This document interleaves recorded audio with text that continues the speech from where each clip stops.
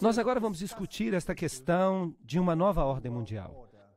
Como nós vimos em Apocalipse capítulo 17, os reis do mundo dão o seu poder à besta. No livro Chaves deste Sangue, Malachi Martin nos conta que o maior gigante geopolítico da nossa época é o Papa. Ele diz, em sua viagem à Polônia, pouco mais de 8 meses depois de sua eleição, ele assinalou a abertura do jogo final do milênio. Ele se tornou o primeiro dos 3 jogadores a entrar na nova arena geopolítica.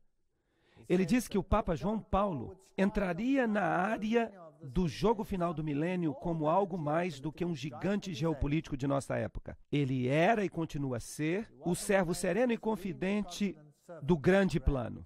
E essa é a linguagem secreta da maçonaria. Aqui está o Papa João Paulo II com a comissão trilateral. E aqui está o Papa João Paulo II com B'nai B'rith, o maçom dos judeus. E esta é uma fascinante figura representativa, com ele no centro, controlando as mais poderosas correntes de pensamento do mundo. Porque é isso que este símbolo nos diz. Nós vimos em Apocalipse 17 algumas figuras dos poderes do mundo entregando-se ao papado. Lech Walesa, sendo honrado por seu trabalho como anfitrião do povo. O encontro entre Bush e Gorbachev em Malta, George Bush o chamou assim, um portal para um novo milênio de liberdade. E isso foi saudado como a construção de um novo mundo. É uma grande ideia, uma nova ordem mundial, na qual diferentes nações se aproximarão por uma causa em comum. Somente os Estados Unidos têm o posicionamento moral e os meios financeiros para sustentá-la. Então querem criar esta nova ordem mundial. Apocalipse 13 disse que a besta que sai da terra seria o poder que realizaria isso. Bush confirma isso para nós. Em 1990, o Nobel da Paz foi para Gorbachev porque ele perdeu o seu país. E ele se tornou o homem da década. E os velhos símbolos, que são os símbolos da maçonaria, do Império da Alemanha Oriental, foram removidos. Os emblemas comunistas desapareceram. O Jornal de Pretória, de 20 de agosto de 1999, relata o encontro de 63 países sobre o neoliberalismo. Fidel Castro dá um sinal maçônico. Aqui está ele com o Papa. Todos estes assim chamados países que são contra o estabelecimento são contra apenas no sentido em que eles estão jogando o jogo do hegelianismo. Tese, antítese. Mas por trás dos bastidores, todos pertencem ao mesmo clube. Vamos tentar provar isso. Fidel foi significantemente influenciado pelo jesuíta Armando Lorente e também por Alberto de Castro. De Castro admirava Franco. Fidel foi muito ativo em uma organização jesuíta similar aos escoteiros mirins, chamada Os Exploradores. Onde quer que surja um movimento totalitário, quer seja comunista ou nazista, sempre há um jesuíta no papel de conselheiro ou líder. Em Cuba, era o padre Armando Lorente, amigo de Fidel, de Emmanuel Johnson. Então, esqueçam da ideia de que Cuba era contra o Papa. Um jesuíta estava por trás dos bastidores. Estavam jogando o jogo da tese e antítese. Quando os tiranos caem na Romênia ou no Panamá ou nesses países, esses tiranos eram colocados no lugar para criar um sistema de temor e caos. E então eles são removidos e o povo fica feliz em entregar as suas liberdades civis. Nós já vimos este vídeo aqui, em que o Papa recebe honra de Bill Clinton por seu papel em terminar o Império Comunista. 2.400 fiéis estavam aqui para recepcioná-lo. Ele está acenando à multidão.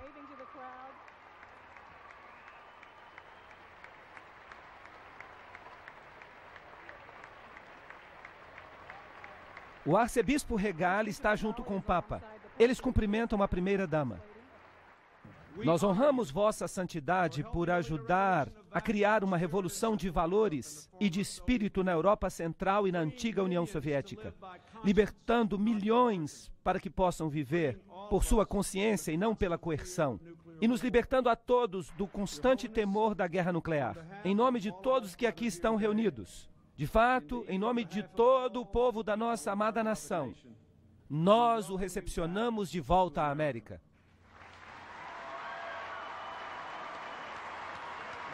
Senhores e senhoras, Sua Santidade o Papa João Paulo II e o vice-presidente dos Estados Unidos e o arcebispo.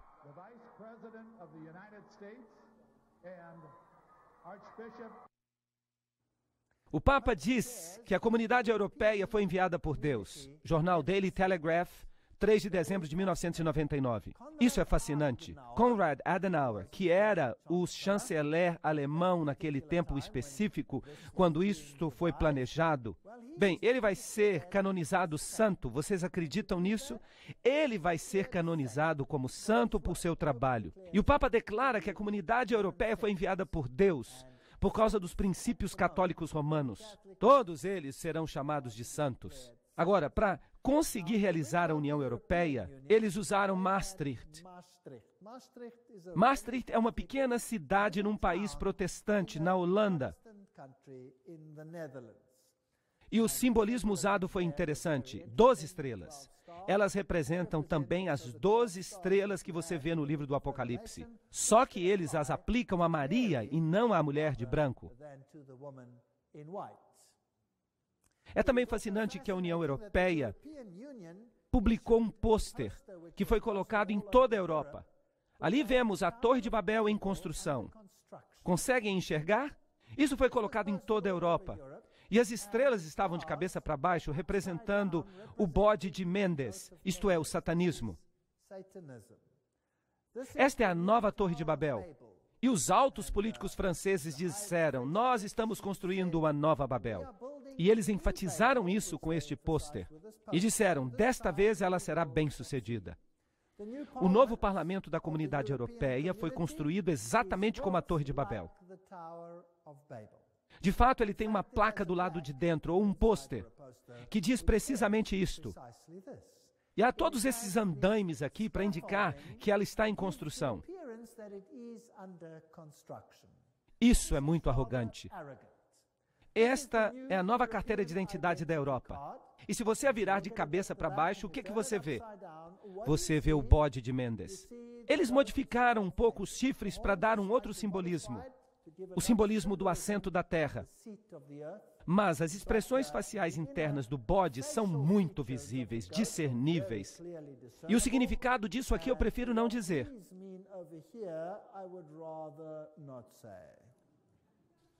Se nós olhamos os altos políticos da Europa, aqueles que desempenharam um papel em tudo isso, eles são todos maçons. Aqui está um aperto de mão maçônico entre Schroeder e Kohl. Isso significa que os novos maçons estão assumindo quando os velhos maçons se aposentam. Assim como nós vimos que Kerry pertence ao Caveira e Ossos, e o atual presidente é um membro da Caveira e Ossos, não importa quem vai vencer. Sempre será um maçom substituindo outro. Todos eles mostrarão que eles fazem parte do mesmo sistema. Quando a União Soviética caiu, o novo emblema que foi adotado foi este: uma águia de duas cabeças. Vocês sabem por quê? A águia de duas cabeças é o símbolo da maçonaria. E isso, obviamente, mostra quem está de fato no poder. As rainhas, os reis do mundo, como nós vimos, todos eles são altos maçons e submetidos ao pontífice de Roma. E quanto ao Islã, nós fizemos uma palestra para mostrar a intriga da religião islâmica e da religião católica que ocorre por trás dos bastidores. Tudo controlado pelas sociedades secretas. Tudo tem apenas um objetivo e um objetivo apenas: a sujeição a Roma. Então, o que dizer dessa guerra com o Islã? Quem são estas pessoas que controlam os cordões das marionetes no mundo? E por que as pessoas estão sendo esfregadas entre eles? quando nós falamos sobre as estrelas de rock, quando falamos de pessoas como Bono, quando falamos de líderes políticos do mundo, todos parecem estar prestando reverência ao César papal.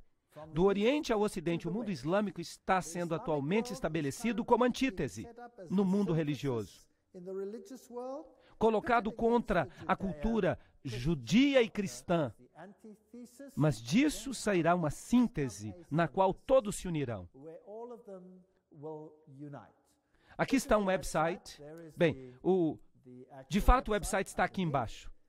E esse aqui descreve com precisão quem é quem no zoológico. Adam Weishaupt, John Jacob Astor, Albert Pike, Andrew Carnegie, Irene Dupont, W. Averell Harriman, Bertrand Russell, Ted Kennedy. Esses são os Illuminati de ontem e hoje. George Bush, é claro, membro da Caveira e Ossos. Esta é uma suborganização do capítulo 322 de uma organização alemã, portanto, Illuminati. Mark George Bundy, Otto Habsburg, Walter Freeman, Lee Teng-hui, Hillary Clinton, Alan Greenspan, David Rockefeller, Edmund Rothschild, Peter Wallenberg.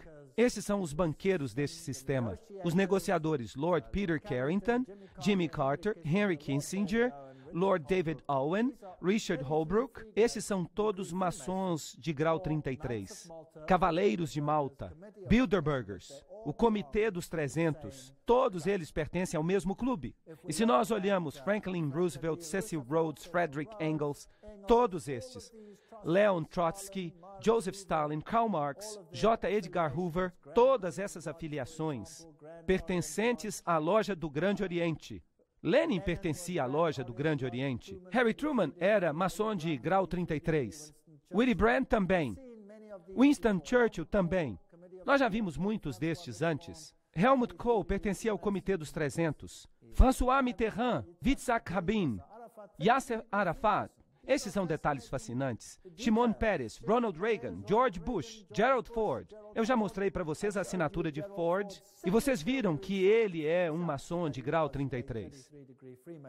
Aí está, eu fotografei isso na loja. E a família Carter, Schroeder, Netanyahu, Gorbachev. Ali está Saddam Hussein, listado como um maçom de grau 33. Agora, isso é estranho, você não acha? King Hussein, Al Gore, Tony Blair, todos eles. Olhem para Saddam Hussein aqui. Aqui está uma foto de Saddam Hussein. E esta foi a foto que foi transmitida pela televisão durante a guerra. Agora, naquela época eles diziam que eles não tinham certeza se isso tinha sido gravado antes. Isso quer dizer que essa fita pode ter sido gravada antes da guerra? Porque se eles eram iniciados, eles saberiam muito bem quem é quem e o que vai acontecer. Agora, há um rumor muito interessante sobre este homem. Deem uma olhada no seu rosto. Prestem atenção que ele não tem barba. A CIA e o Serviço Secreto disseram uma vez que poderia ser um dublê. Poderia ser um dublê, mas ainda assim foi isso que foi mostrado. Ele sempre teve essa aparência. Ele nunca teve uma barba. Era assim que ele se parecia. Na operação de libertação do Iraque, o dublê de Saddam teve problemas. O líder da oposição diz que Hussein morreu de câncer em 99. Isso foi publicado em 26 de março de 2003. Moslem al-Assadi, um médico que vivia em exílio no Irã, disse que ele crê que o verdadeiro Saddam morreu em 99 de câncer. O verdadeiro Saddam morreu porque ele tinha câncer nos nódulos linfáticos. E desde a sua morte em 1999, eles só estão mostrando seus dublês. Ele disse isso a um jornal italiano, Corriere della Sera. Essa é uma história fascinante. Se Saddam Hussein estava realmente morto e as outras eram histórias que foram gravadas antes, então quem está governando em seu lugar? Seus filhos, sua esposa, seus outros filhos, estavam todos lá. E é fascinante para mim que no momento que a guerra começou, a Inglaterra e os Estados Unidos foram lá, e a esposa e os filhos de Saddam Hussein, exceto os 2 filhos que estavam no governo, foram retirados e levados para o exílio. Onde? Na Grã-Bretanha. Então, o país que está atacando tira a família, toda a família de Saddam, e lhes dá um exílio político na Grã-Bretanha. Isso é muito estranho. Agora, se ele estava morto e eles estavam usando dublês, e se eles estavam realmente governando através dos filhos, e eles mostraram esses corpos aqui de indivíduos que receberam balas e que ninguém sabe quem são, quem é que pode dizer se isso aqui é verdadeiro ou não? Apesar da referência a Qasar, a inteligência britânica pensou que a transmissão pode ter sido gravada antes. Isto é fato. Nós todos sabemos que ele passou muitas horas recentemente gravando várias mensagens. Nós temos que fazer um pouco mais de análise do que de fato ele estava dizendo para ver se ou não aquele era de fato Saddam Hussein. O ministro da Defesa britânica, Geoff, contou aos repórteres que o porta-voz da Casa Branca, Ari Fleischer, tinha expressado a mesma suspeita. Eu acho que há algumas dúvidas se de fato esta fita é velha ou se ela é nova e baseada em eventos recentes. Publicado em março de 2004. Então, esses dois serviços secretos questionam esses fatos. Eles dizem que finalmente encontraram o esconderijo de Saddam Hussein, um lugar muito desprezível. Então, eles prendem o homem e mostram em cadeia nacional de televisão. Depois disso, ninguém ouve muita coisa. E ele tem essa barba maravilhosa, uma barba magnificente. Agora, se a anterior foi gravada durante a guerra, então eles devem ter o tônico capilar mais eficiente que a humanidade concebeu. Ele poderia se tornar um multizilionário se ele patenteasse esse tônico capilar capaz de fazer uma barba crescer assim. Eles usavam pelo menos 3 dublês. Ninguém sabe quem era esse homem. E dizer que fizeram testes sanguíneos, quem é que pode dizer que confia nos laboratórios que fizeram isso? E ainda assim ele aparece na lista como um maçom de grau 33. Há muitas dúvidas com respeito a este homem e não há evidência, exceto por sua família, de que ele não esteja bem tranquilo em algum exílio. A realeza também é maçom. O príncipe Bernard da Holanda pertence ao Comitê dos 300. E aqui a princesa Beatriz e o príncipe Bertil, a rainha, é claro, o príncipe Philip, todos eles são maçons. Joseph Mengele, Walt Disney, todos esses indivíduos. Aqui está o Duque de Kent, dando o aperto de mão maçônico debaixo do escudo maçônico. Atualmente, ele é um grão-mestre. Então, ele é o maçom mais elevado do momento. Porque o rei não pode ser. Um príncipe tampouco pode ser um grão-mestre. E ele, atualmente, é o grão-mestre. Então, aqui está o maior adorador de Lúcifer no país no momento. Os líderes políticos também são maçons. Bill Clinton, todos esses, nós já falamos deles. Nós não temos que falar disso de novo. Jesse Helm, Goldwater, Al Gore, todos eles. E eu estou colocando as páginas da internet. E há muitos livros que provam isso. Estou dando os nomes. Então, todo mundo que é importante nesse mundo, todo mundo que tem influência na esfera política, está envolvido com essas operações clandestinas. Nós vimos na palestra de Apocalipse, capítulo 17 e capítulo 13, como haveria uma união sagrada e como os Estados Unidos eventualmente se tornariam a casa de força para propiciar uma nova ordem mundial. Aqui está o encontro de Gorbachev em Malta, que foi chamado de Portal para um Milênio de Liberdade, como vocês se lembram. E os iniciados vieram para este grande movimento em direção a uma nova ordem mundial. Agora vamos dar uma olhada neste vídeo no qual George Bush tem algo a dizer sobre esta questão. As instituições da liberdade estão adormecidas, mas as Nações Unidas podem lhe conceder uma vida nova. Essas instituições têm um papel crucial na nossa busca por uma nova ordem mundial. Uma ordem na qual nenhuma nação precisará entregar um jota de sua própria soberania. Uma ordem caracterizada pelo governo da lei e não o governo da força. Então ele está dizendo aqui que as nações não vão precisar entregar um jota da sua soberania, mas que todas elas precisam entrar na nova ordem mundial. É isso que ele está dizendo. Está aí diretamente da boca dele. Então esse terrível incidente ocorreu.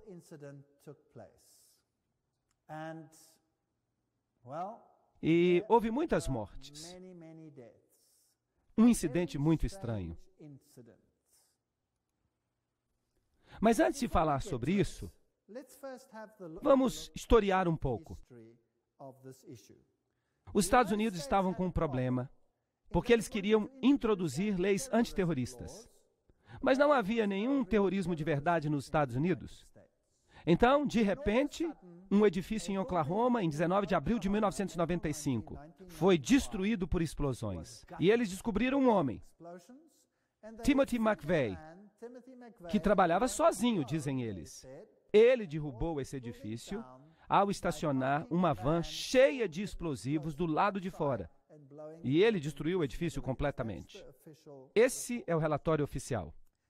Lá dentro havia mulheres e jovens e crianças. Se alguma coisa pode ganhar a simpatia do povo, bem, são estas pessoas. Vamos dar uma olhada no que aconteceu aqui. Embora as autoridades oficiais informem que uma segunda bomba foi encontrada dentro do edifício federal na cidade de Oklahoma, foi uma explosão às 9 horas da manhã que causou este estrago que você está vendo aqui. A primeira bomba que estava no edifício federal explodiu, e vocês veem o dano que ela causou aqui. A segunda bomba foi encontrada e desarmada.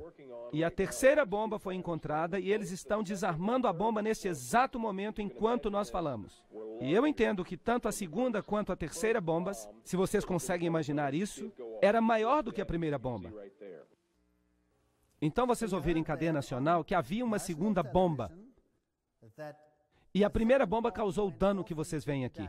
Eles encontraram um terceiro dispositivo explosivo dentro do edifício. Mas o que diz o relatório oficial? Que havia uma van do lado de fora com explosivos. Bem, eu não estava lá. Então eu não vou me colocar como juiz do que de fato aconteceu. Não, eu estou meramente dizendo o que o repórter disse, o que o noticiário disse. E por isso nós fazemos perguntas, mas cabe a vocês a decisão. Timothy McVeigh aparentemente trabalhava sozinho. Assim como no caso Kennedy, ele explodiu todo o lugar. Mas testemunhas oculares dizem que viram 2 indivíduos e que viram este caminhão no dia anterior e que eles tinham um número. Mas quando esse edifício explodiu, não havia nenhuma cratera no lugar onde este caminhão deveria ter explodido. Agora, se um caminhão explode do lado de fora do edifício, é necessário que haja uma cratera e o edifício deve implodir. Mas o edifício não implodiu, ele explodiu. Isso tem que ter sido feito por um dispositivo colocado do lado de dentro. Agora, para encerrar o caso e para dizer que foi um caminhão, as pessoas disseram, bem, certamente se foi um caminhão, então deve haver algumas partes do caminhão que sobraram. O que eu quero dizer é que uma explosão não destrói todas as peças de um caminhão. Elas podem estar bastante danificadas, mas deve ter sobrado alguma peça do motor ou algo parecido. Mas não havia nada. E, eventualmente, a pressão se tornou tão forte que um agente da CIA, que estava correndo a 4 quarteirões de distância, tropeçou num pedaço do eixo do caminhão e o encontrou. Mas o problema é, como dizer que essa parte do eixo fazia parte do caminhão? E agora eles descobriram um número de registro. E, por sorte, o número estava no eixo traseiro. Agora, em nenhuma parte do mundo inteiro, os números de registro dos automóveis ficam no eixo traseiro. Então, esta é uma questão estranha. Mas, no entanto, ele foi identificado como o único culpado. Mas há tantas suspeitas em relação a esta explosão que eles eventualmente fizeram um contrato e eles destruíram todo o edifício antes da possibilidade de examinar o que de fato havia acontecido naquele evento particular. Então aconteceu outro evento. As Torres Gêmeas. Mas o que aconteceu depois do primeiro evento? Depois da bomba em Oklahoma, os Estados Unidos conseguiram aprovar legislação antiterrorista em 5 dias. E aquela legislação antiterrorista deu poderes ao presidente dos Estados Unidos para suspender a Constituição. mas não concedeu a ele poderes para poder entrar em qualquer país do mundo que ele quisesse. Para isso, ele precisava de uma legislação sobre guerra. Alguma coisa parecida com Pearl Harbor. Era necessário um incidente. Bem, esse incidente ocorreu quando as Torres Gêmeas foram destruídas. E o presidente Bush falou às Nações Unidas em novembro de 2001.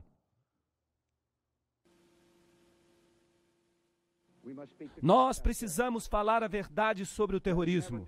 Nós não vamos tolerar histórias fantásticas de conspiração com respeito aos ataques de 11 de setembro. Mentiras maliciosas que tentam tirar a culpa dos terroristas, tirar a culpa dos culpados.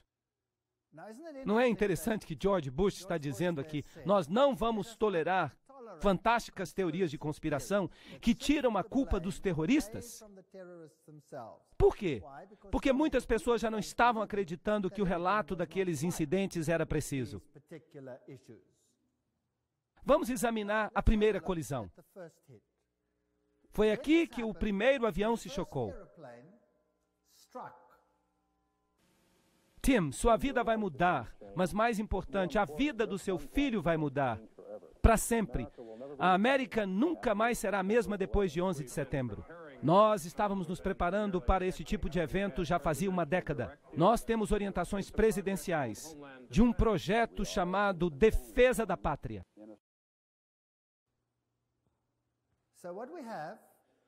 Então, o que nós temos? Nós temos um filme do primeiro avião colidindo contra o edifício. Isso significa que houve uma oportunidade para gravar. E logo depois aconteceu o seguinte. Mesmo que os líderes do Talibã neguem qualquer participação nisto, um jornalista árabe que mora em Londres disse hoje à Associated Press que os seguidores de Osama Bin Laden advertiram faz 3 semanas que eles iam realizar algum tipo de ataque. O chefe de segurança do Departamento de Bombeiros da cidade de Nova York me disse que ele recebeu a palavra que havia a possibilidade de um outro dispositivo. Escutem isso, um dispositivo secundário. Há a possibilidade de outra bomba. Ele tentou tirar esses homens rapidamente, mas ele disse que houve outra explosão. Havia dispositivos que foram instalados no edifício. Depois de 45 minutos de gravação, houve uma explosão. Foi lá em cima onde havia fogo.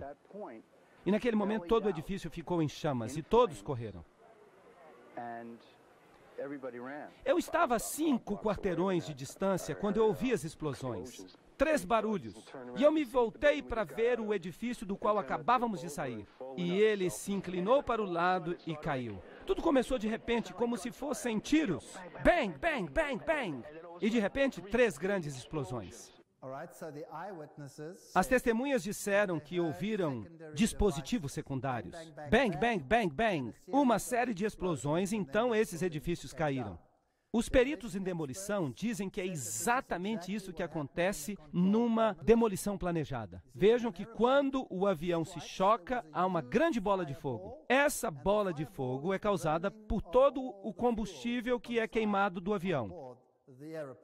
Então não sobra mais nada para explodir? Sendo assim, o que foi responsável pelas explosões secundárias?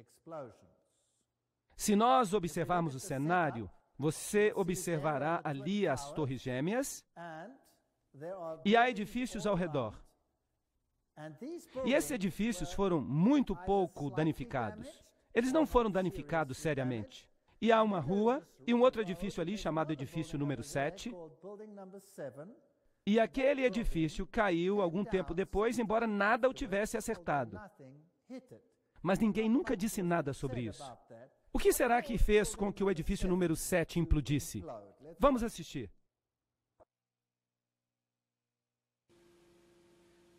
O primeiro avião colidiu e um terceiro edifício no World Trade Center entra em colapso.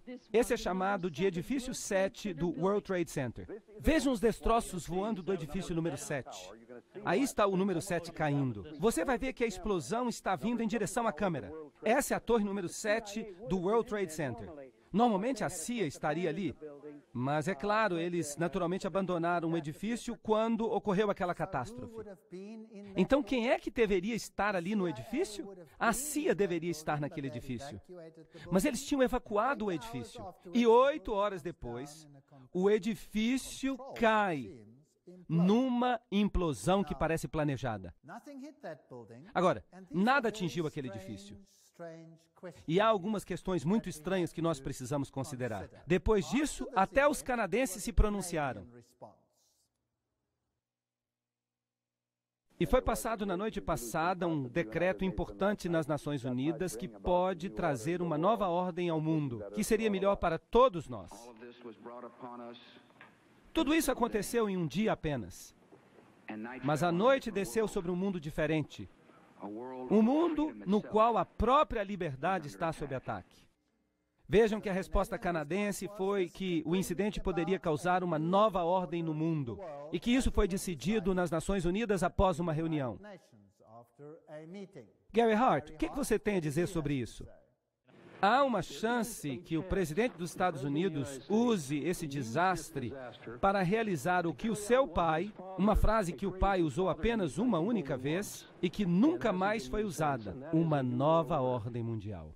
Muito bem, isso é suficiente.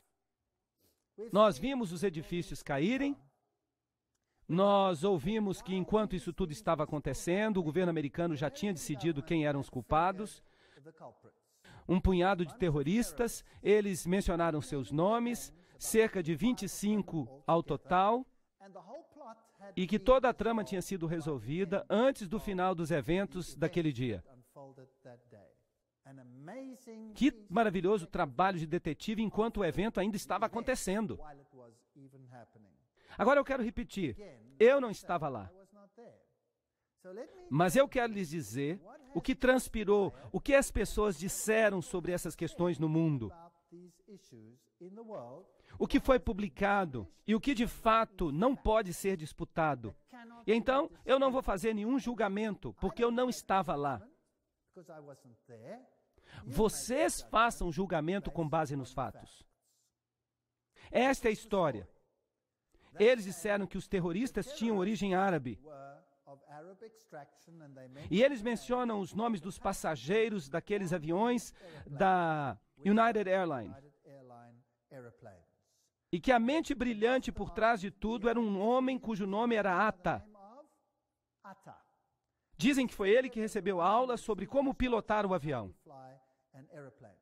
Quando eles liberaram os nomes, imediatamente houve uma resposta dos países árabes, porque 5 dos terroristas, dos supostos terroristas mencionados, estavam bem e vivos. E, é claro, não podiam ter estado no avião, certo? É muito importante, eles estavam bem e vivos e não podiam estar no avião. E como é que então eles sabiam que Atta era a mente brilhante? Bem, aconteceu de ele esquecer os seus documentos no táxi que o levou para o aeroporto. Foi por isso que eles conseguiram seus documentos. Agora, que terrorista deixaria os documentos para trás? Esta é uma questão. O próximo ponto, que é muito interessante, é que eles dizem que tem evidência de que ele era um homem porque ele escreveu um bilhete suicida. Isso é fato. E isso é o fato publicado. O que eu estou dizendo agora, e eu não estou inventando isso, há provas dessas coisas. Tudo isso é fato. Você decide o resto por si mesmo. Agora, ele escreveu um bilhete suicida. E esse bilhete suicida foi encontrado dentro de sua valise. E ele entregou a sua valise, como normalmente nós fazemos quando vamos para um avião. Agora, que pessoa escreveria um bilhete suicida que vai ser destruído num acidente de avião? Será que isso faz algum sentido? Então, o fato é que eles têm um bilhete suicida. Mas a pergunta é, se ele entregou a valise quando ele entrou no avião, como é que eles têm esse bilhete suicida? Por acaso, esta foi uma das valizes que eles esqueceram de colocar no avião. E foi assim que eles conseguiram o bilhete. Como é que eles poderiam saber que havia terroristas árabes lá? Porque havia um passaporte.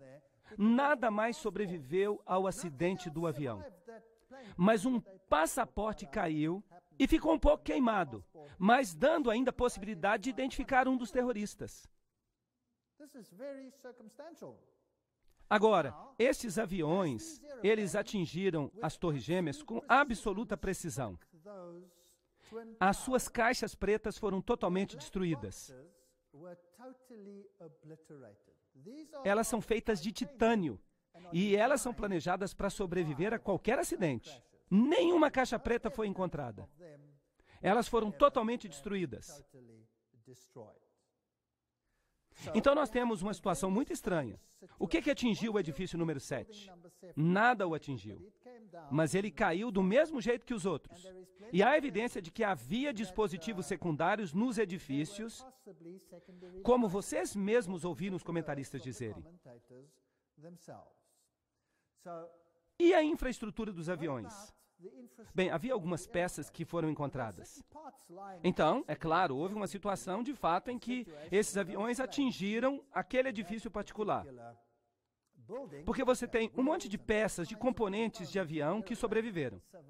Com aquelas explosões tremendas, havia peças de avião por toda parte. Toda vez que um avião tem um acidente, há enormes peças de fuselagem que restam. E eles usam essas peças para poder imaginar o que causou o acidente, e eles fizeram a mesma coisa no caso das Torres Gêmeas. 3 dias antes que esses edifícios caíssem, 3 dias antes, as ações das companhias aéreas tinham sido vendidas numa negociação como nunca tinha existido antes. E alguns bancos compraram essas ações. Isso poderia ser um indício de que alguma coisa estava prestes a acontecer. Então houve um caso muito interessante. Havia um homem num país, no Canadá, que estava na prisão. Eles o prenderam por causa de uma situação de jogo ilícito. E eles o prenderam e ele disse: "Me deixem sair. Eu estou clandestinamente trabalhando para a CIA. Eu sou um agente. Eu estava investigando lavagem de dinheiro. Mas eles não deixaram sair." Então ele deu os nomes dos seus contatos da CIA. Mas a CIA provavelmente ficou embaraçada pela situação e negou que ele trabalhasse para ela. E esse homem ficou muito zangado, porque ele sentiu que ele tinha recebido uma facada nas costas. Isso acontece muito nesse tipo de negócio. E então ele escreveu uma carta antes do ataque de 11 de setembro, e ele fez um esboço de alguns eventos que aconteceriam. E ele mencionou que aviões iam tentar colidir contra as Torres Gêmeas e o Pentágono. Mas ninguém acreditou nisso. Mas quando aconteceu, eles se lembraram. Aqui estava um agente da CIA que disse, antes de acontecer, o que ia acontecer. Isso pode ser um acaso, isso pode não ser um acaso. Vocês decidem. E este tal de Atta, que eles pensam que planejou tudo, tendo apenas feito um estágio em pilotagem, ele fez tudo com absoluta precisão, o que é uma história interessante. Recebendo fundos de $100 mil do Serviço Secreto Paquistão em sua conta bancária, e vocês sabem que esse serviço secreto é muito amigo dos Estados Unidos. E nós temos essa transferência de dinheiro. Mas a conspiração não termina aí.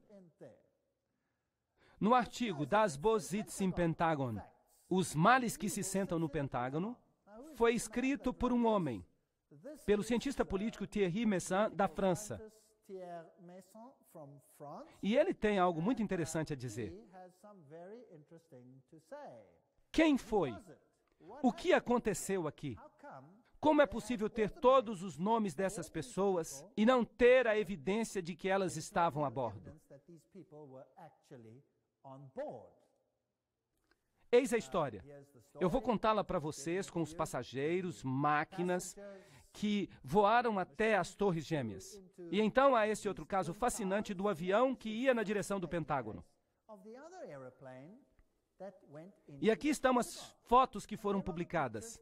As datas estavam estranhamente erradas. Elas dizem 12 de setembro. Mas aparentemente elas dizem isso porque elas foram liberadas no dia seguinte. Aqui você vê fumaça, não há detritos, nada.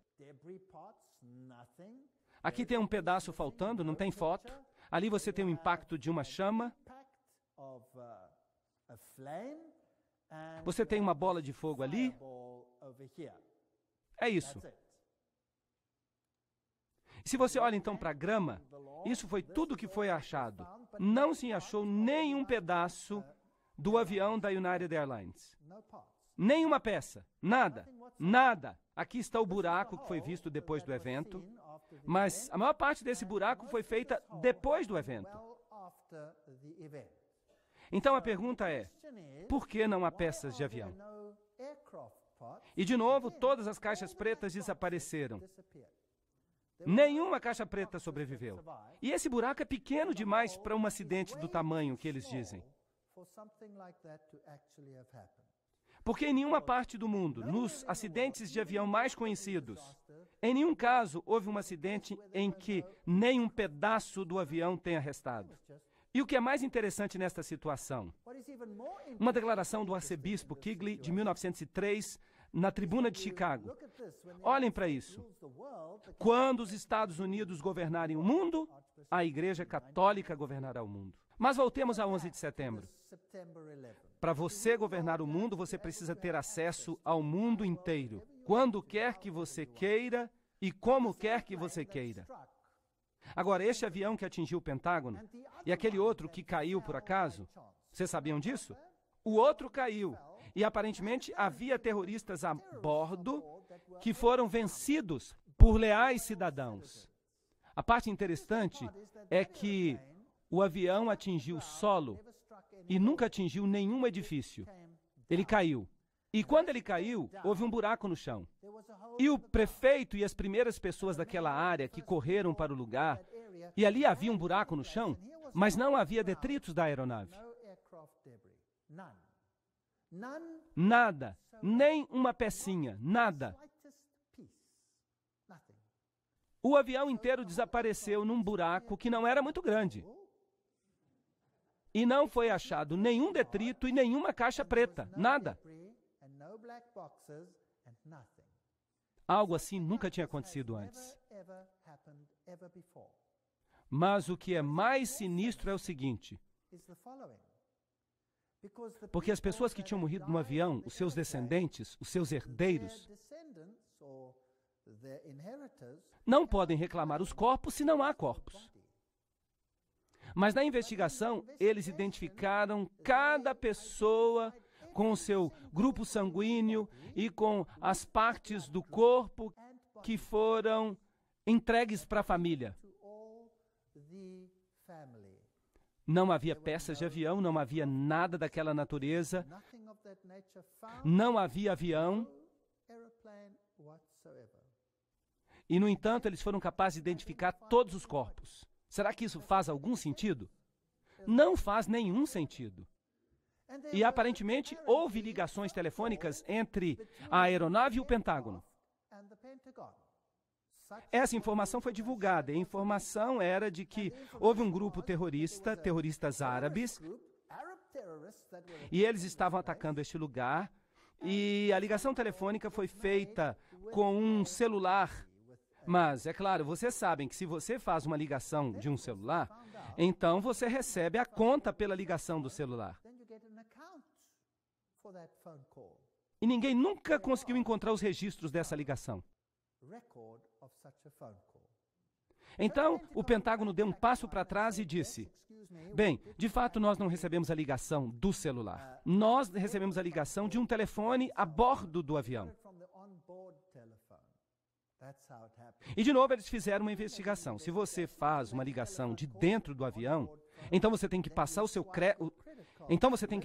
cartão de crédito e há um registro de uma transação de cartão de crédito daquela ligação. Mas não foi encontrado nenhum registro. Então, o Pentágono deu um passo para trás e disse: sim, é verdade, mas foi feita uma ligação a chamar. É por isso que não há nenhuma informação no cartão de crédito, porque o indivíduo não usou o cartão de crédito.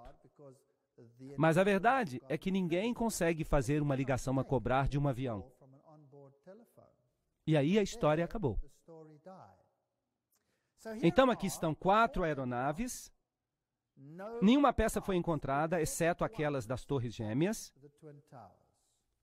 Há buracos no chão, mas não tem nenhuma aeronave lá. Todas as partes dos corpos, com análise de DNA,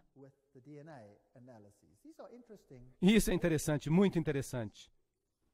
Eles tinham planejado antes, na Baía dos Porcos, uma operação assim, aparentemente. Essa é a história. Eles estavam ensaiando uma forma de enganar as pessoas com uma operação de avião, em que um avião decolaria, pousaria, as pessoas sairiam, e então outro avião controlado por rádio decolaria e criaria a situação que eles quisessem sem qualquer pessoa a bordo. Isso já tinha sido feito antes nos Estados Unidos. Então pergunte-se a si mesmo, como é possível que todas as evidências circunstanciais apontem para o fato de que não havia ninguém naqueles aviões? Ninguém. E aí as pessoas ficaram com medo do antrax e, eventualmente, quando um alto político sugeriu que o antrax estava vindo de um laboratório dentro dos Estados Unidos, de repente houve silêncio absoluto.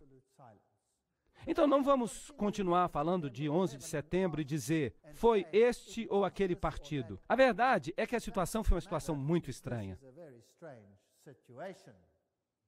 E se você observa os figurões nos Estados Unidos, quer seja Madeleine Albright ou qualquer outro, eles usam símbolos secretos que demonstram sua ligação com Lúcifer. O presidente Clinton aqui está recebendo o Papa publicamente. E ele diz que não é católico romano? Isso é impossível. Hillary Clinton está usando o símbolo da Fênix, que é um símbolo maçom. Tony Blair usa símbolos maçônicos. Os presidentes, os primeiros ministros do mundo, quer seja Margaret Thatcher ou Carter, quem quer que seja, todos eles parecem pertencer a organizações secretas. Quer sejam líderes religiosos ou líderes políticos, quer estejam na Europa, ou nos Estados Unidos, ou no Oriente, todos parecem estar envolvidos. Então, antes de continuarmos, vamos primeiramente contemplar o que aconteceu na situação da África. Mas nós vamos fazer isso em outra sessão.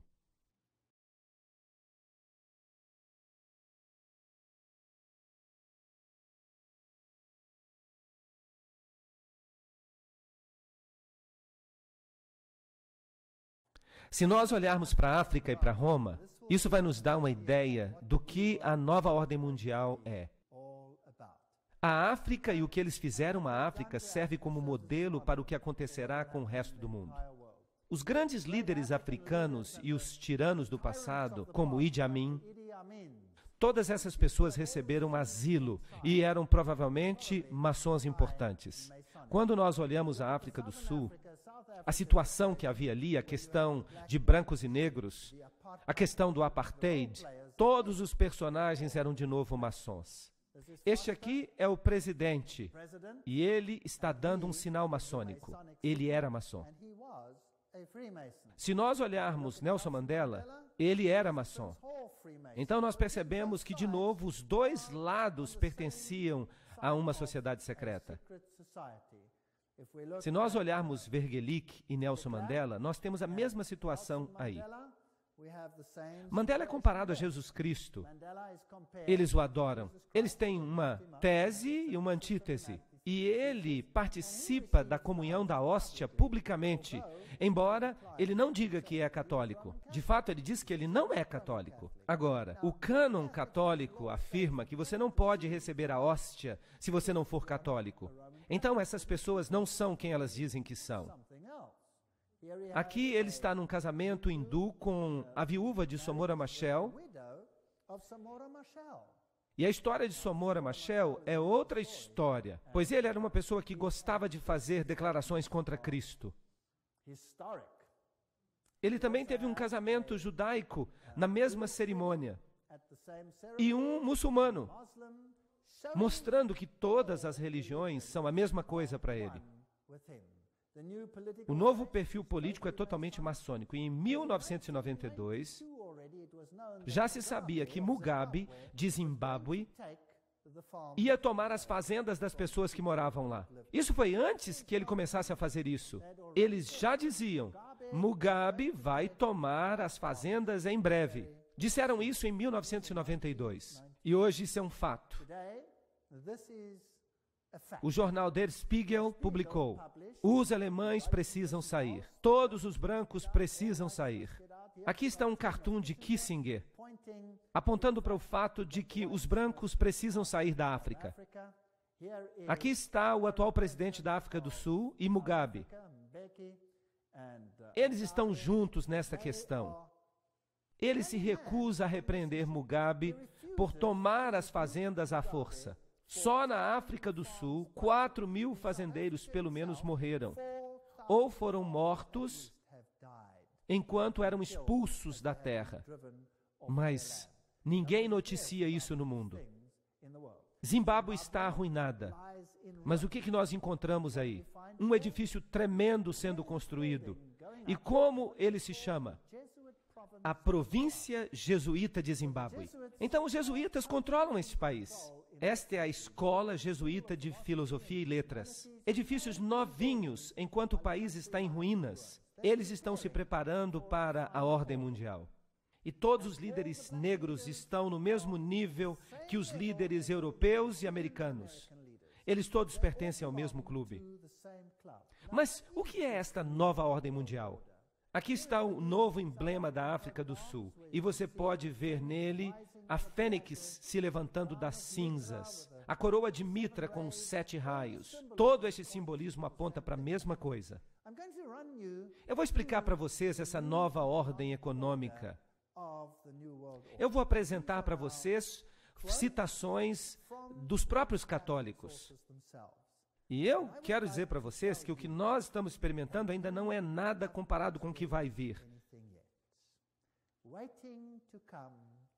E eu posso dizer isso porque eu já passei por essa experiência. Se vocês quiserem um dia ler um livro interessante, Megalomania Eclesiástica. Mas eu também vou fazer citações de encíclicas. De acordo com a lei canônica, o controle de toda a propriedade da Igreja Católica Romana pertence ao Papa, seu supremo imperador. Tudo que eu vou dizer agora vai ser confirmado por uma citação. Tudo vai ser substanciado por uma encíclica papal ou por uma citação. O comunismo tornou toda a propriedade particular uma propriedade do Estado. O capitalismo diz: a propriedade pertence ao indivíduo e ninguém tem o direito de tirá-la. Agora, se isso é tese e antítese, então deve também existir um intermediário. E é por isso que o Papa condenou o comunismo, mas ele também condena o capitalismo. A nova ordem mundial será um intermediário em nome da igualdade. Então vamos dar uma olhada nessa questão do pensamento econômico da Igreja Católica Romana, a propriedade privada. Tomás de Aquino não escreveu nenhum tratado sobre economia, mas seu pensamento, baseado no de Aristóteles, é a base para a compreensão do pensamento econômico da Igreja Católica Romana. Toda vez eu vou fazer uma citação. Agora, nesta citação, o que Tomás de Aquino está dizendo? O pensamento econômico da Igreja Católica, como desenvolvido pelos papas em suas encíclicas e pelos concílios da Igreja Católica, contribuiu para as seguintes coisas. Número 1, para o feudalismo e para o socialismo das guildas na Europa durante a Idade Média. Número 2, para o fascismo na Itália, Espanha e Portugal. Para o nazismo na Alemanha no século XX, para o intervencionismo e o Estado redistributivo do Ocidente, incluindo os Estados Unidos no século XX. E número 5, a teologia da libertação na América Latina e na África no século XX. Tomás de Aquino disse: a posse comum de todos os bens é uma lei natural. Ele escreveu: disse que a posse de todos os bens em comum e da liberdade universal são uma lei natural, porque a distinção entre bens e a escravidão não são coisas da natureza, mas invenções da razão humana para o benefício da vida humana. Agora, o que isso tudo significa? Simplesmente quer dizer que a propriedade é para o uso comum. Você pode possuí-la, mas é para uso comum. A comunhão de bens, escreveu ele, pertence à lei natural. Não que a lei natural dite que todas as coisas devem ser possuídas em comunhão e que nada possa ser uma propriedade individual. É possível que possuamos bens, sim, mas porque a divisão dos bens não se dá de acordo com a lei natural, mas é, em vez disso, oriunda do acordo humano, o que pertence à lei positiva. Eles falam tanta abobrinha, mas é interessante. Continuem prestando atenção. Então, a posse de bens não é contrária à lei natural, mas uma adição a ela inventada pela razão humana. Vamos continuar. Tomás escreveu: portanto, tudo que um povo tiver em excesso é devido pela lei natural ao propósito de socorrer os pobres. Agora nós estamos chegando lá. Você pode ter bens, qualquer coisa que você queira, mas se você tiver mais bens do que você precisa, esses bens devem pertencer ao uso comum daqueles que não têm nada. Será que isso faz sentido? Agora, se você cria duas classes de indivíduos, os ricos e os pobres, e se há uma situação em que as duas classes, os ricos e os pobres, você pode viajar o mundo inteiro e você vai ver que há nações ricas e nações pobres. E você vai descobrir que todas as nações ricas são protestantes. Já notaram isso? Todas as nações ricas são protestantes. Agora, se você tivesse um plano de deserdá-las todas, para que você pudesse ser de novo governante de tudo, e para que elas tivessem que vir implorar aos seus pés por qualquer coisa, vejamos então como isso se desdobra para o propósito de socorrer os pobres. Porque os bens são para uso comum pela lei natural. Então, não é pecado se os pobres tiram os bens dos seus vizinhos. Tomás escreveu: em casos de necessidade, todas as coisas se tornam propriedade comum. Então, não há pecado em tomar a propriedade do outro, porque a necessidade a torna como pertencente a todos. Claro que há um aspecto da partilha. Se eu vejo que o meu próximo está em dificuldade, como bom cristão, eu devo ajudá-lo, certo? Sim, mas agora nós estamos falando de uma lei. Então, se o meu vizinho tem uma necessidade, e quem determina a necessidade? Ele mesmo determina a necessidade. Eu tenho necessidade, eu tenho necessidade. Eu tenho necessidade de uma televisão, e eu não tenho televisão. E você tem dinheiro, e você pode comprar outra televisão se você quiser. Ele pode roubar a televisão sem ser um pecador, certo? De acordo com Tomás, sim. E se você tiver um carro e ele não tiver um? Ele pode pegar o seu carro sem cometer pecado, de acordo com Tomás de Aquino. Agora, é claro que ele escreveu isso há muito tempo. Talvez a mesma coisa não aconteça hoje em dia. Bem, veremos. Não apenas não é pecado tomar a propriedade do outro, não é sequer crime, de acordo com Tomás de Aquino. É legal que um homem socorra a sua necessidade por meio da propriedade de outro homem que a toma, aberta ou secretamente. Isso não é, tecnicamente falando, roubo ou furto. Não é roubo, tecnicamente falando, tomar secretamente e usar a propriedade de outra pessoa no caso de extrema necessidade. Porque aquilo que se toma para preservar a própria vida se torna um bem particular em razão disso. E no caso de um homem em necessidade, o seu vizinho pode tomar a propriedade de outro homem para socorrer a quem está em necessidade. Artigo 7º. Isso está ficando interessante? Agora, vocês sabiam que se eu deixar a minha propriedade desocupada na África do Sul e alguém se mudar, eu não posso expulsá-lo? Ele entrou porque tinha necessidade. Essa é a lei. E vocês acham que isto é apenas uma lei da África do Sul? Não, esta é uma lei britânica também. Esta é uma lei que está presente em virtualmente todos os países agora. Agora, ela ainda não está sendo implementada porque a situação ainda não exige que ela seja implementada em todos os lugares. Mas uma vez que as fronteiras forem abertas e milhões de pessoas pobres começarem a entrar, bem, então haverá grande necessidade. Então, o que é que está acontecendo com a necessidade do outro lado do oceano? Bem, na África do Sul, uma pessoa sai para o feriado e volta e a casa está ocupada. E não podem expulsar esses invasores. Mas porque a propriedade está no nome da pessoa, a pessoa ainda tem que continuar a pagar as contas, mas a necessidade fez com que aquele bem se tornasse um bem comum. E por isso, as pessoas se mudaram para lá. Será que essa é toda a situação? Bem, é ainda pior.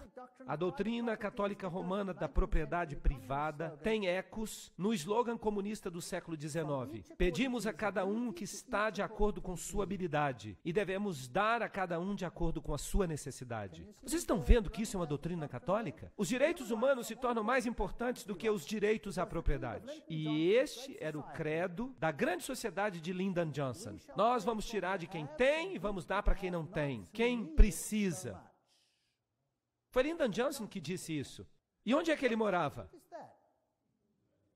Isso também aparece na literatura do fascismo, do nazismo, da teologia da libertação, no intervencionismo e no socialismo. O destino universal dos bens. Esta é a expressão de João Paulo II em sua encíclica de 1987, intitulada A Preocupação Social. É necessário declarar uma vez mais o princípio característico da doutrina social cristã. Os bens deste mundo se destinam a todos. O direito à propriedade privada é válido e necessário, mas ele não anula o valor deste princípio. A propriedade privada, de fato, é uma espécie de hipoteca social. Isso significa que ela tem uma função intrinsecamente social que se baseia e que se justifica precisamente pelo princípio do destino universal dos bens. Puxa, o que o Papa Paulo II acabou de dizer? Ele disse que o que Tomás de Aquino havia dito é o que ele está dizendo. Você pode ter uma propriedade privada. A Igreja Católica defende a propriedade privada. Isso parece muito bom. Mas então se diz que essa propriedade é somente sua para uso comum. Então um dia você acorda e o seu jardim está cheio de invasores. E você chama a polícia e diz: "Ei, saiam daqui, saiam da minha propriedade." E eles dizem: "Deixem-nos em paz ou nós vamos estourar os seus miolos." E você vai à polícia e você diz: "Policiais, venham me ajudar. Há pessoas que estão invadindo a minha terra." "Desculpa," eles dizem, "essas pessoas precisam. Você tem muita terra de qualquer forma." Acostume-se com isso. O Papa Paulo VI deixou esse ponto claro em sua encíclica de 1967 sobre o progresso dos povos. Todo homem tem o direito de encontrar neste mundo as coisas de que precisa. E isso é interessante. O recente Concílio Vaticano II nos lembrou disso. Deus pretendia que a terra e que tudo que ela contém fosse de uso para todo ser humano, para todos os povos. Assim, todos os homens deveriam seguir a justiça e se unir em caridade. Bens criados deveriam ser abundantes para todos, numa base racional. Todos os outros direitos, quer direitos à propriedade ou ao livre comércio, devem ser subordinados a este princípio. Isso significa que se eu tenho a necessidade de um bem manufaturado, que eu posso roubá-lo? Então eu estou dirigindo o meu carro e há um roubo de carro a cada 12 minutos. E alguém com arma aparece e diz: "Saia do carro." E eu entrego o meu carro. E se eu não entregar, o que acontece comigo? Eu levo um tiro. O homem tem necessidade do meu carro. Ponto final. Na minha igreja, lá na minha cidade, nós temos sequestros e mais sequestros. Até o pastor. Eles bateram nele e tentaram amarrá-lo e colocá-lo no bagageiro do carro. Eles o teriam matado. Ele conseguiu brigar e se libertar, mas ele ficou sem o carro. E vocês acham que alguém está tentando encontrar os carros que foram roubados? Acham um aqui e outro lá. Vocês acham que alguém se importa quando os fazendeiros estão sendo mortos e expulsos de suas terras? Alguém faz alguma coisa aqui e acolá apenas para enganar o povo, mas basicamente nada se faz. E as mãos da polícia estão amarradas. E a lei diz isso, não há nada que se possa fazer. Outro dia, 2 ciclistas estavam passeando quando 5 homens armados apareceram e pediram a bicicleta. Eles pegaram a bicicleta. Mas os ciclistas estavam armados, porque está se tornando cada vez mais como o Velho Oeste. E eles se defenderam. Eles atiraram em um e fugiram. E vocês sabem o que aconteceu? Os 2 ciclistas estão na cadeia. Sim. Eles foram condenados porque feriram uma pessoa desnecessariamente. Eles podiam ter dado as bicicletas para eles. Isso teria resolvido o problema. Vocês percebem que a lei está de cabeça para baixo?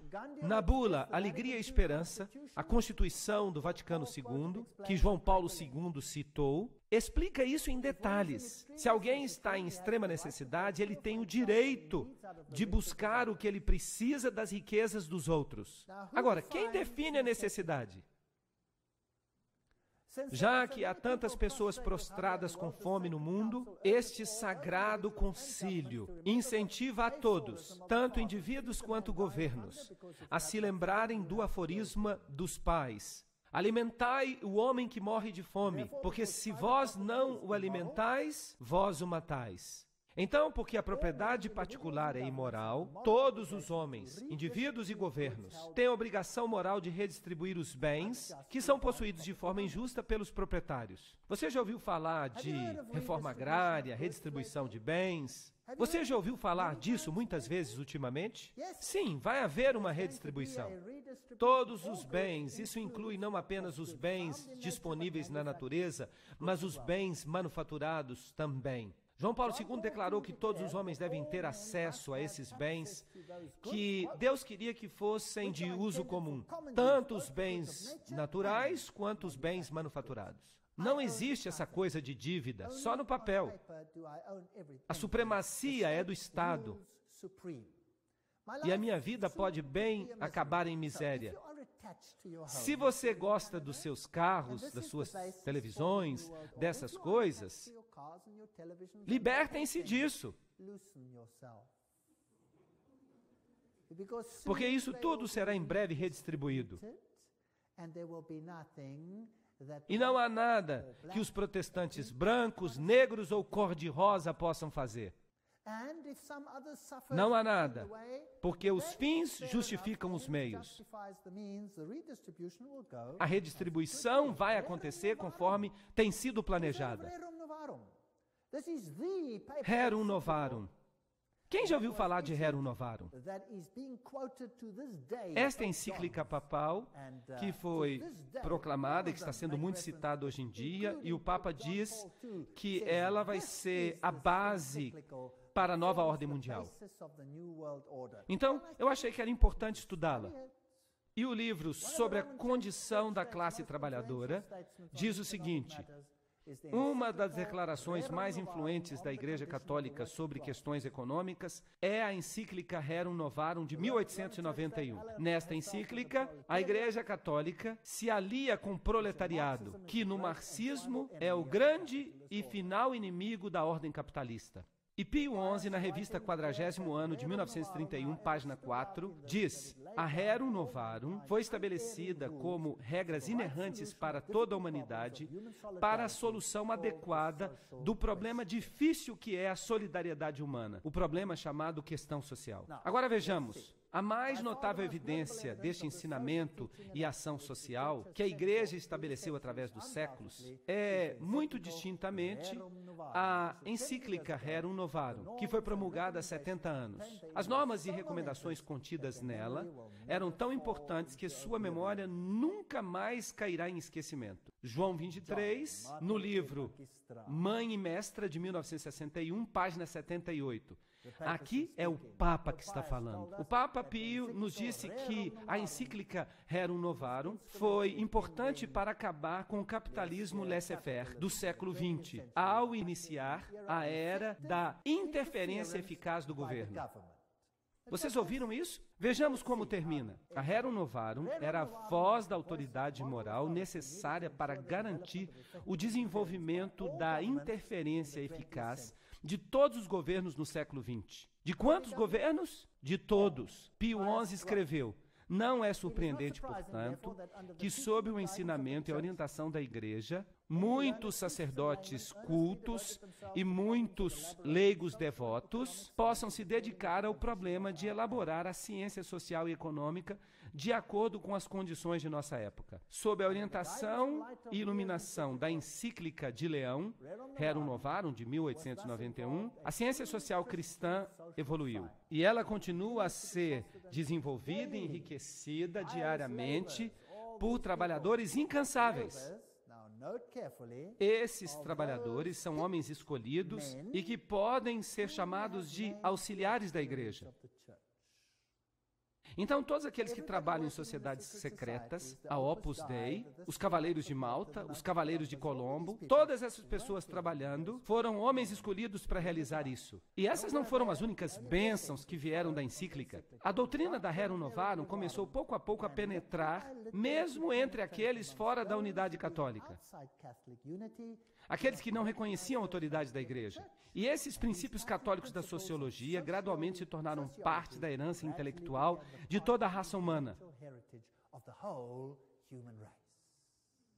Para onde nós estamos indo? Eu gostaria de saber. E assim, nós nos alegramos que as verdades católicas proclamadas tão vigorosamente pelo nosso ilustre predecessor, Leão XIII, são proclamadas e defendidas não meramente nos livros católicos e em suas revistas, mas também nas assembleias legislativas e nos tribunais de justiça. Esses homens escolhidos, chamados de auxiliares da Igreja, que têm sido importantes. E aqui está John Robbins escrevendo. Quem são eles que vão acabar com o sistema da empresa livre do século XIX e substituí-lo por um sistema de interferência eficaz do governo no século XX? Quem são esses homens escolhidos? Eu não sei. Sob o fascismo, os proprietários de terras vão conservar os títulos às suas propriedades, mas o uso de sua propriedade é, como Leão XIII escreveu, comum. O fascismo é uma forma de socialismo que retém as formas e os instrumentos do capitalismo, mas não a sua substância. Isso é um resumo do que é o fascismo. Quando nós falamos da reforma das instituições, o Estado vem logo à mente. Não como se o bem universal fosse esperado dessa atividade. Então, o que é que o Estado vai fazer com tudo isso? A experiência com a liberdade econômica, escreveu Pio XI, deve terminar. E a vida econômica deve, de novo, ser sujeita ao planejamento e ao governo. Quem quer controlar a sua vida econômica? O governo. João Paulo II escreveu em sua Preocupação pela Condição Social, em 1987. É necessário declarar uma vez mais que o princípio característico da doutrina social cristã, os bens deste mundo pertencem a todos. A propriedade privada é apenas uma hipoteca social. E essas coisas serão controladas. Ele escreveu um eco fiel de tradições que têm séculos de idade na Igreja, com respeito ao propósito universal dos bens. No mundo de hoje, escreveu o Papa, nós nos deparamos com um sério problema de distribuição desigual dos meios de subsistência que originalmente pertenciam a todos. Então veio a teologia da libertação. E Pio escreveu uma encíclica sobre o comunismo ateu e sobre a nossa época, quando uma miséria incomum acontecia. Quem criou a miséria? Eles criaram a miséria para que eles pudessem oferecer uma solução para ela. Assim, na África, eles priorizaram alguns e massacraram as massas. Então, eles se viram e eles criam a situação que eles querem. Eles criam o comunismo. Então, eles criam o caos. E do caos, eles criam uma ordem social que eles querem. Assim, o segundo reinado do terror recebeu o apoio do Papa. O padre Camilo Torres, que levou um tiro em 1966, declarou: o católico que não é revolucionário vive em pecado mortal. O Papa João Paulo II escreveu em 1968: a Igreja não hesitará em se defender sem temor. A Igreja não hesitará em defender destemidamente a causa justa e nobre dos direitos humanos. Ela apoiará as reformas corajosas que levam a uma melhor distribuição dos bens, incluindo os bens terrenos como educação, saúde, moradia e assim por diante. E agora nós chegamos aos direitos humanos. O que nós lemos a respeito da Revolução Francesa? Qual será o padrão do mundo? Os direitos humanos. Você tem um direito à propriedade. Você tem o direito a qualquer coisa da qual você precise. Nós nos convencemos de que a teologia da libertação não é apenas oportuna, mas útil e necessária. É isso que o Papa diz. Não sou eu. Estas são as suas palavras. João Paulo II escreveu isso numa carta aos bispos brasileiros. Ela deveria constituir um novo estágio da reflexão teológica iniciada com a tradição apostólica. E então ele volta a falar da Rerum Novarum. Franklin Roosevelt, quando foi eleito, convidou o professor O'Brien para fazer parte da sua administração. Quem era O'Brien? O'Brien escreveu em 1931: os trabalhadores têm o direito que a indústria lhes ofereça os seus meios de sobrevivência, porque de tempos em tempos eles trabalham até a exaustão da morte. E quando a indústria se recusa a fazer isso diretamente, então é a obrigação do governo exigir que ela o faça. Viram como a declaração começa? Então vamos falar desses direitos humanos. Primeiro, você tem direito a fundar sindicatos para as classes operárias. Você tem o direito à cultura. Número 3, você tem o direito a emigrar. Você tem o direito a imigrar. Você tem o direito à alimentação, vestimenta, a cuidados médicos, a um salário justo, à vida, a um ambiente seguro, à segurança pessoal dos trabalhadores, à vida familiar, à propriedade privada, do jeito que eles entendem, é claro, ao uso comum de todos os bens, ao trabalho, a uma pensão, seguro, a uma aposentadoria na velhice, o direito à associação, número 19, o direito à segurança, número 20, o direito à integridade física, aos serviços sociais necessários, o direito à greve, número 23, o direito a escolher a sua filosofia de vida, o direito de constituir família, o direito à educação, 26 ao emprego, 27 à boa reputação, número 28 ao respeito, número 29 à informação apropriada, Puxa, isso dá trabalho. Como é que se controla isso tudo? Como é que se controla isso? Se você vai controlar cada aspecto disso, você precisa controlar cada aspecto da vida de uma pessoa. No futuro, você não será capaz de sequer ir ao banheiro sem pedir a permissão do Vaticano. Eles vão controlar cada aspecto de sua vida. Eles vão controlar tudo.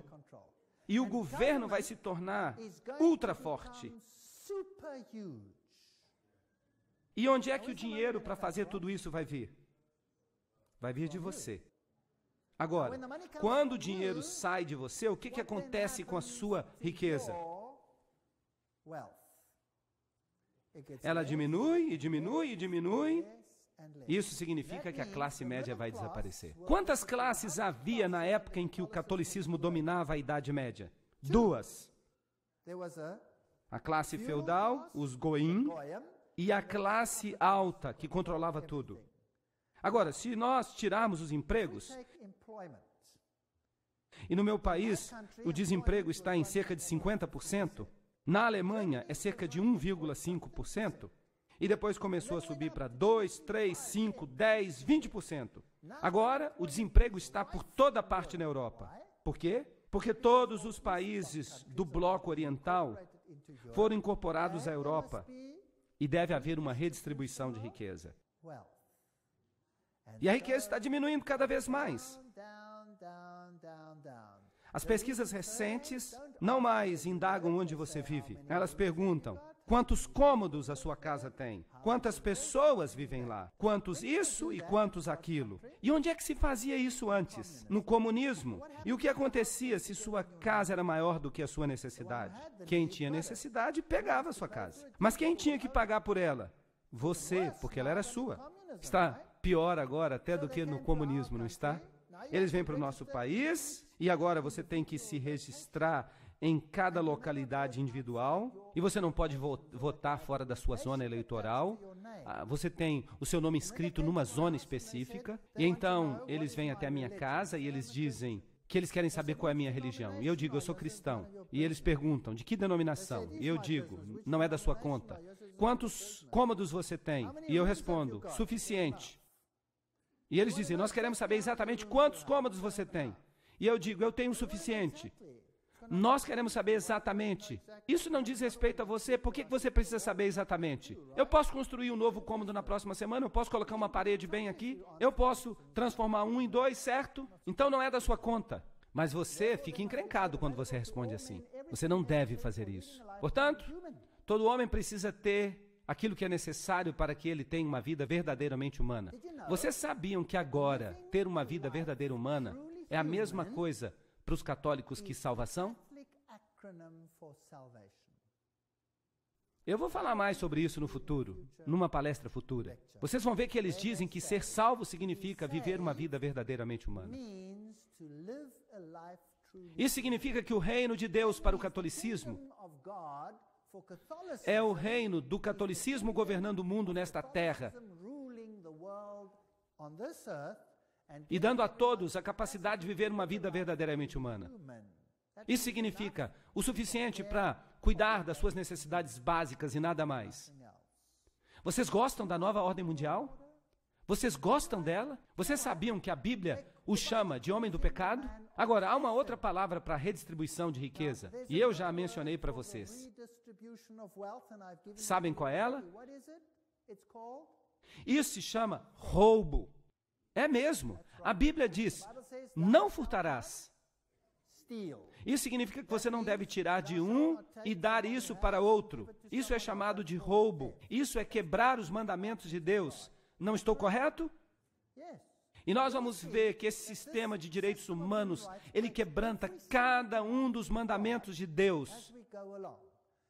Quando Deus distribuiu a terra a Israel, como fez a distribuição?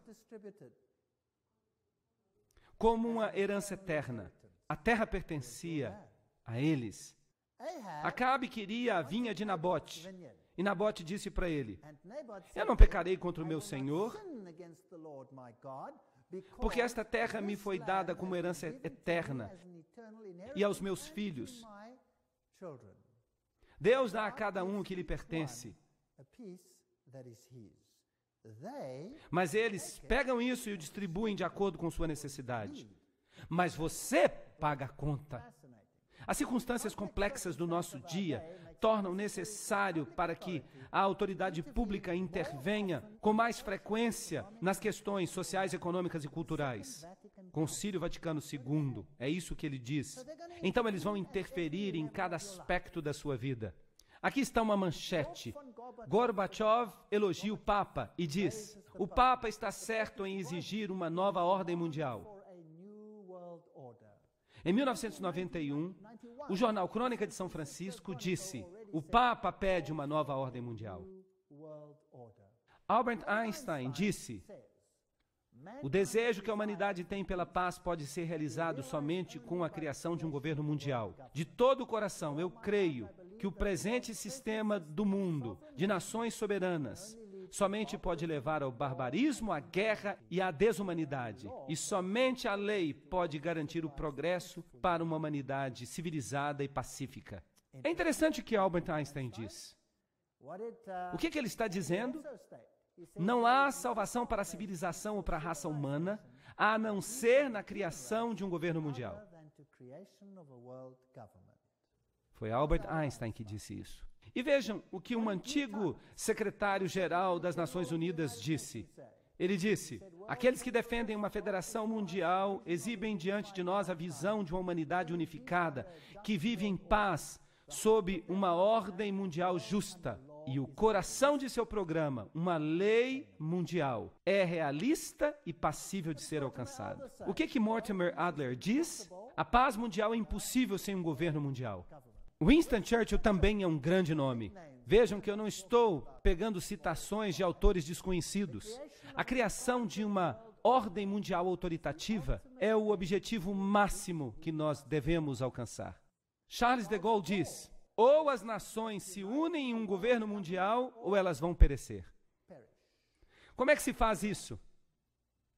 E que tal criar tanto conflito que todos concordem em entregar a sua soberania? Sabiam disso? Na África do Sul eu dou essas palestras para o público. As pessoas ficam desesperadas. Elas estão sendo roubadas, expulsas de suas terras. Elas estão sendo assassinadas. As nossas casas parecem prisões. Nós não podemos dormir sem trancar tudo. No meu próprio quarteirão, temos assassinato após assassinato. E assaltos, latrocínios, e nada parece acontecer. A polícia não se importa. Eles nem vão lá. Porque há tanta bagunça por toda parte que eles não conseguem lidar com ela. Então, quem se importa com seus probleminhas que você acabou de perder alguma coisa. Peça à companhia de seguro. Eles não se importam com a nossa dor. Eles entram, pegam os documentos na casa, queimam tudo, você não tem mais registro da sua vida, tudo fica perdido. Eles vendem os móveis que eles não querem, ficam com os outros para si mesmos e dizem: vai embora, estamos na época da redistribuição. Você podia ter terra antes, agora é minha terra. E é assim que vai ser. Esta é a nova ordem mundial. Bem-vindos à nova ordem mundial. Bertrand Russell afirma: a única possibilidade agora é de um governo mundial, ou então a morte. O Manifesto Humanista 2 apela a que nós construamos uma comunidade mundial. Robert Miller, antigo assistente do secretário-geral das Nações Unidas, disse: devemos agir tão rapidamente quanto possível em direção a um governo mundial, uma religião mundial e um líder mundial. E eu fico imaginando quem vai ser esse líder. Eu estou citando gente importante que eu estou colocando na tela. Não se trata de especuladores. Às vezes me chamam de especulador, mas vejam que os verdadeiros especuladores são essa gente. E este homem aqui? Nós vimos como paz e unidade foram alcançadas. Foi uma grande sensação. Foi uma sensação de ânimo, de paz, de unidade, de amor, de paz e amor e unidade. Unidade, unidade, sim. Líder do coro. Todas as nações virão e adorarão diante de ti, Senhor, e adorarão a ti, Senhor.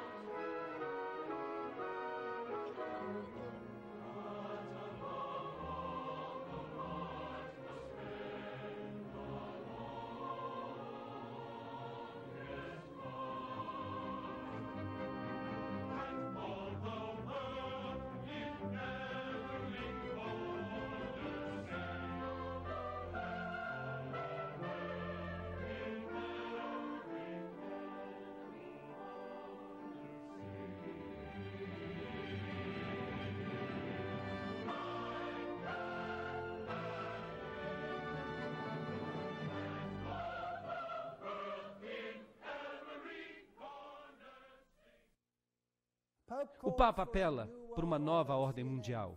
A CNN, no dia 1º de janeiro de 2004, apresentou todo o seu discurso do Ano Novo. E eu quero dizer a vocês que a nova ordem mundial tem a intenção não apenas de unir as nações que Deus separou. Esse é um aspecto. Mas erradicar o protestantismo da face da terra. E particularmente aquela forma de protestantismo que se recusa a obedecer o César papal. Essa forma de protestantismo deve desaparecer. E nós veremos que, sob as circunstâncias que serão criadas, essas condições estão agora começando a ficar em seu devido lugar. Tudo está pronto. Eu vou mostrar isso na tela para vocês. Não percam as minhas próximas palestras, porque nós vamos entrar em um território proibido. Eu vou colocar citações na tela, e vocês verão que os nossos filhos vão ter problemas. Eu não acho que o problema é Islã. E eu não acho que o problema é o islamismo. É outra coisa. Não percam os próximos episódios. Mas antes de terminar hoje, eu gostaria de lembrar a vocês que Jesus disse: e se eu sei, e se compreendo de todo o meu coração, de todo o meu entendimento, que Satanás, porque o dragão lhe deu autoridade e grande poder, está fazendo o seu reino aqui na terra. Então, em vez de me tornar desiludido, assustado, histérico, eu sei que o tempo vai ser curto, não é? Eu sei que o Senhor vai voltar em breve. Então, quanto a mim, eu me desapeguei das minhas propriedades. Se eu tivesse que chegar em casa na próxima semana e visse a minha esposa num cômodo e todo o restante da casa ocupado, então eu diria: Isso vai ser destruído de qualquer forma, quem se importa? Tudo vai ser destruído quando o Senhor voltar por seu brilho na sua vinda. Então, por que não deixar que eles tomem agora? E eu vou dizer para eles, divirtam-se enquanto vocês podem. Eu vou me mudar para outro lugar. Eu não me importo em viver debaixo da ponte. Isso está bem para mim. Se eles pegarem os meus carros, isso também está bem. Eu compro outro, e se eu não tiver dinheiro, eu vou andar a pé. Quem se importa? Eu não me importo. Mas as pessoas que estão perdendo essas coisas se tornam desesperadas. E o que elas fazem? Elas cometem suicídio. Aos milhares, pessoas estão cometendo suicídio. Mas se elas entenderem esta mensagem, se elas compreenderem o que vai acontecer, vocês acham que elas cometeriam suicídio? Não. Elas teriam esperança, elas diriam, uau, então nós estamos fazendo parte dessa luta que está sendo travada. As pessoas estão tendo esperança e elas estão entregando a sua vida a Jesus Cristo e elas estão dizendo, Senhor, salva-me, não apenas dos meus pecados, mas salva-me deste mundo. Eu anseio pelo teu reino. Vocês sabem qual é a política de governo no reino de Deus? Eu já lhes contei, todos no reino de Deus terão uma moradia. Na cidade construída por quem? Por Deus mesmo. E ela tem o seu nome. Vocês sabiam disso? Você tem uma moradia na cidade. Mas na nova ordem mundial, o que acontece? Deus diz, eles não mais construirão casas para que outros habitem nelas. Então, o que você vai fazer? Eles construirão casas, diz a Bíblia, e eles plantarão vinhas. Mas eles não plantarão vinhas para que outros comam delas. O que isso significa? Significa que você vai ter uma moradia nesse país, você terá uma fazenda, e Deus vai abençoá-lo. E a quem tudo isso vai pertencer? A você. E por quanto tempo? Para sempre. Para todo sempre. Essa é a política de Deus. Então, quem se importa com o que acontece aqui? Quem se importa? Olho não viu, nem ouvido ouviu as maravilhas que Deus preparou para aqueles que o amam. Isso não inclui apenas a glória de ver o nosso Rei no céu. Isso inclui tudo que vai tornar a nossa vida agradável. Vale a pena esperar por esse novo reino. E eu aguardo ansiosamente pelo novo reino de Deus. Será um ótimo lugar. Mas este mundo, infelizmente, vai de mal a pior. Eu não quero mentir para vocês, dizendo que ele vai melhorar. O que eu vou dizer para vocês é que ele vai piorar. Ele vai piorar muito. O que aconteceu na Revolução Francesa é apenas um prenúncio do que vai acontecer no mundo inteiro. Haverá uma anarquia tão grande que você não pode crer. Mas se você estiver sob a proteção do Altíssimo, nada vai acontecer com você. Então, por que não aceitá-lo? Por que não dizer, Senhor Jesus, eu quero que tu sejas o meu Salvador pessoal? Por que não dizer, Senhor, purifica a minha vida, vamos andar juntos, porque o teu governo é o único que vale a pena. Imagine olhar o rosto de Deus e dizer, este é o meu Deus a quem eu aguardava.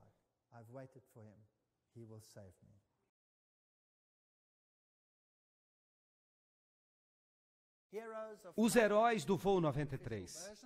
A versão oficial é que este avião se dirigia, vamos dizer, por exemplo, para a Casa Branca ou para o Capitólio.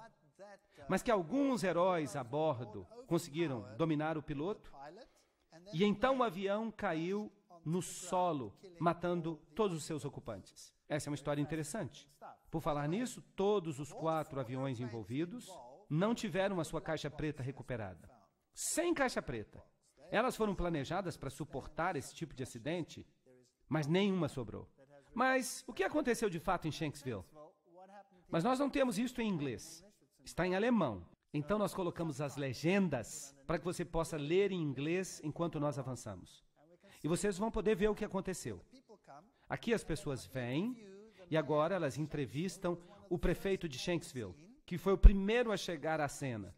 Então nós temos aqui o que estava presente quando eles chegaram. E vocês vão ver uma coisa muito interessante. Ernest Toll, o prefeito da comunidade vizinha de Shanksville, se lembra. Bem, sim, o meu genro e um bom amigo meu foram os primeiros a chegar. Eles estavam em Shanksville, na esquina de uma rua, conversando. A picape de Johnny estava ali. E eles foram os primeiros a chegar. Foi só depois deles que os bombeiros chegaram. E eles ficaram estupefatos, porque eles vieram ver um acidente de avião, mas não havia nenhum avião. Não tinha nenhum avião aí.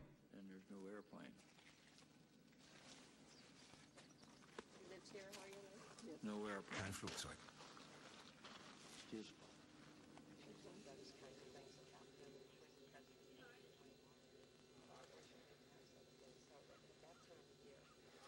Vocês foram enviados ao lugar do acidente e não havia nenhum avião?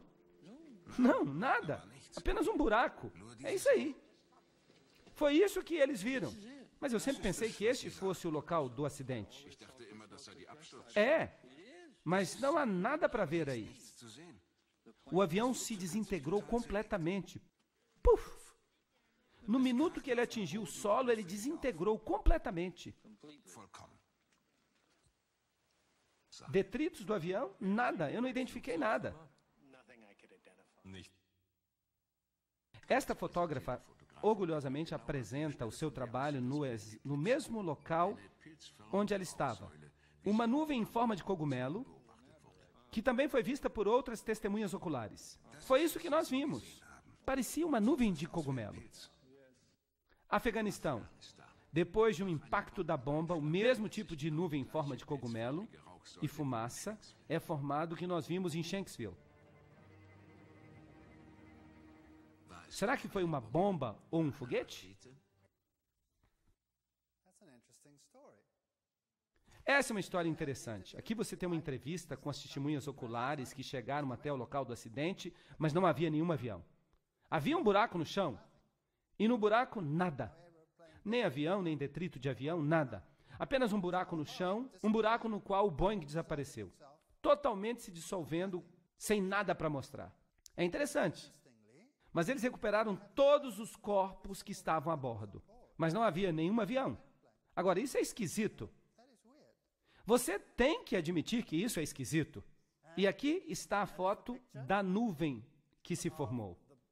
Esta é a foto que foi tirada quando a explosão de fato aconteceu. Esta foi a nuvem que se formou.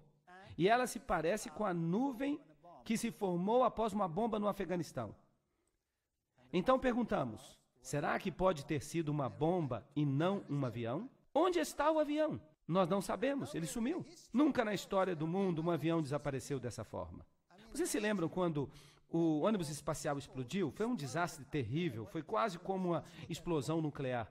No entanto, eles reconstruíram praticamente todo o ônibus espacial a partir dos detritos que eles recuperaram. Não é verdade? E aqui nada, nada. Não há avião. Desapareceu. Nada. Isso é muito estranho. Agora vamos dar uma olhada no que aconteceu no Pentágono. Entre as notícias que circulam está a notícia de que houve uma explosão no Pentágono. De acordo com isso, um avião voava em direção ao Pentágono. Vamos dar uma olhada no que foi mostrado na televisão em todo o país. Sem o impacto do avião, a façada entrou em colapso depois. Foi uma consequência imediata do impacto. O avião voou diretamente na parte renovada do Pentágono.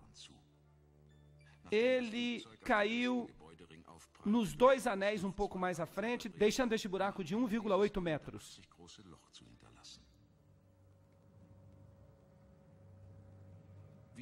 Assim como no caso de Shanksville, o avião foi também completamente pulverizado no ar.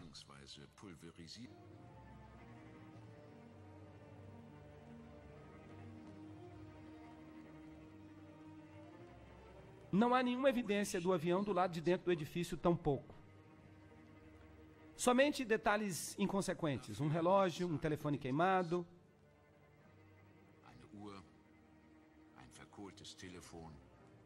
Salas cheias de fuligem, móveis.